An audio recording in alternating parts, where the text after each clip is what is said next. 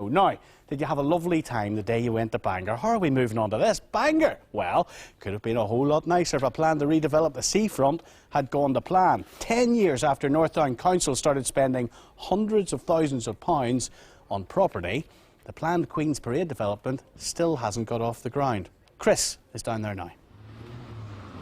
Well, Stephen, you look like a bucket and spade man to me, and of course that's what Bangor's known as, a bucket and spade town. Of course, what they don't want is people to build sandcastles. What they do want isn't to build this huge development they talked about. But instead, here in Bangor, what are they left with? This, a big black hole.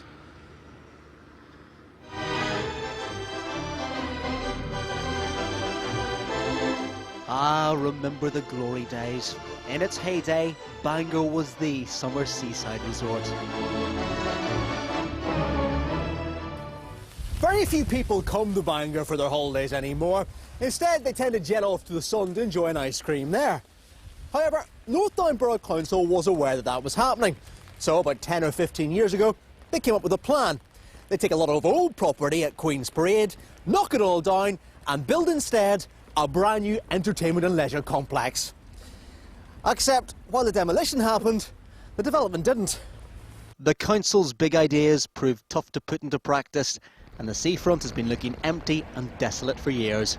A government minister recently remarked it's been lying semi-derelict for a decade. He said that when his department barred the latest grand plans on the grounds, that there's not enough parking for the size of the development and the roads couldn't cope with the traffic expected. The developers have planning permission for a smaller scale scheme, but they're pushing for the problems to be sorted so their big development can get the green light. In the meantime, the Queen's Parade revival is still in limbo, 10 years after the council started buying property. And with delay after delay, local businessmen are getting very frustrated. We've waited now the guts of 10 years to see some regeneration of Queen's Parade, and really, what have we to show for it after 10 years? Virtually nothing. On Bond site. I own a wee shop here and people come in here and the council always comes up about this, that and the other thing, and 90% of them is not happy with what's happening here in Bangor. And is a lot of that about Queen's Parade? Especially Queen's Parade. The council bill has been mounting up. It paid almost £2.7 million for the properties, spent close to 800,000 relocating businesses at the ratepayers' expense, and when you include consultancy, legal and other fees, it comes to a grand total of around £3.7 million. To be fair, the council has now sold the site to a developer, but it had to borrow £3 million to buy this land in the first place, and interest payments have pushed the council's bill up even further. We don't know how much, but one councillor told me he reckoned the final cost could be as much as £5 million.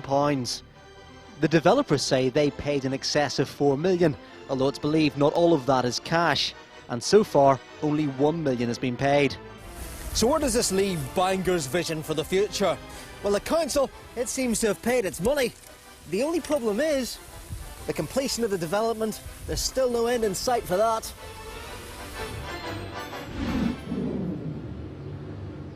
Well, of course, we'd like to speak to some councillors about that. We'd like to speak to the council. We did invite the chief executive of the council down here tonight. We did invite several councillors. They all turned down our request. They were either too busy or didn't want to appear on this programme tonight.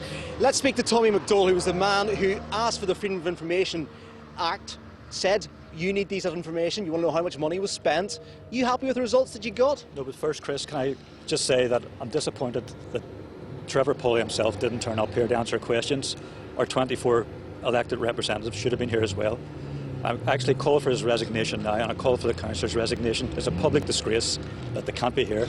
Well, of course, if there are any councillors out there, we would, of course, invite them onto the programme tonight. You can phone now, 08459 555 678. Very keen to have you on the programme. What would you say to the councillors if they were here tonight? I have a list of questions I would like to ask publicly. I would also like to know how much interest we've paid on the purchasing the land. Because this is a £3 million loan, and this is your big problem. You think a lot of interest has been paid? A lot of interest, I know it has been paid, but Mr. Pulley has claimed that he doesn't hold bank statements or financial records of the interest. And I find that a bit strange. Well, Chris Carter, you've also been concerned about this whole issue. Is it the length of time that's causing the problem for you? Absolutely. People in this town were expecting bricks and mortar behind me here at this stage, and it's not happening, and it will not be happening for the foreseeable future.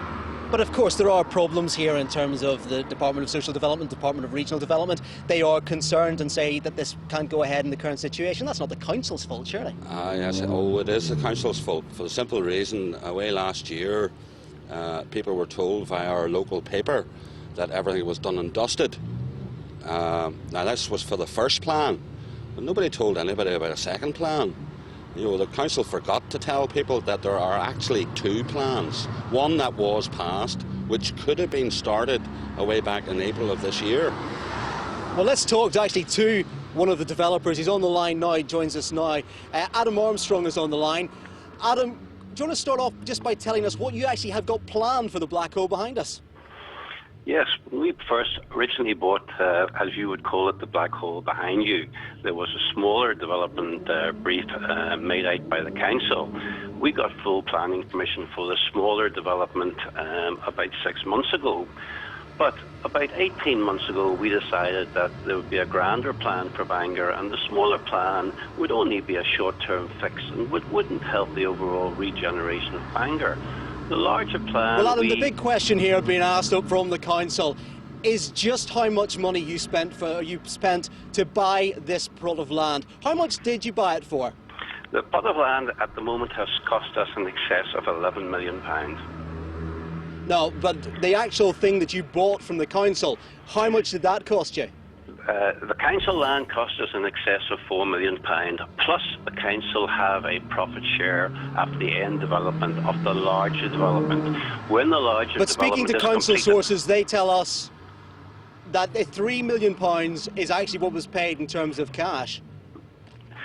Cash is the irrelevant situation in this. It's what the end product will be for the council. The end product for the council will, I suggest, be in excess of about £6 million, plus all the benefits, the add-on benefits of rates that they will get from a 300 to 400,000 square foot. Well, we're running out of time here, Adam. I have to interrupt you. I'm sorry. Tommy, just very quickly, are you happy with that response? No, well, according to the Freedom of Information Act, the answer I've got from the council is he has paid £1 million, not 4 well, or 6. That's £1 million so far. We Yeah, believe there are a number of different instalments, but as you can tell, it's a complicated situation, and the real problem is, of course, this land still hasn't been built, Stephen. Buckler, are you telling me that we invited every member, that we invited the council onto this programme and not one of them would come onto this show? Is that what you're telling me? Well, we invited several councillors. We particularly invited people from the Queen's Parade Working Group.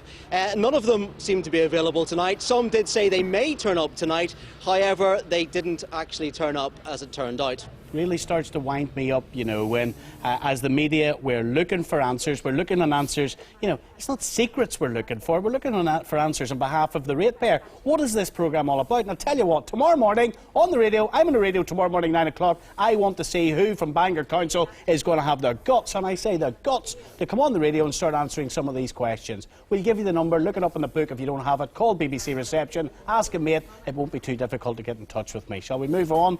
Getting my blood pressure up again. In a recent